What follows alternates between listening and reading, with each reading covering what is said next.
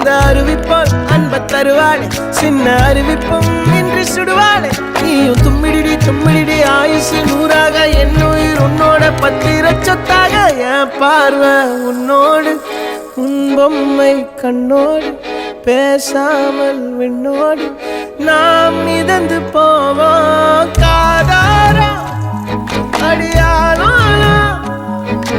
நான் தாங்க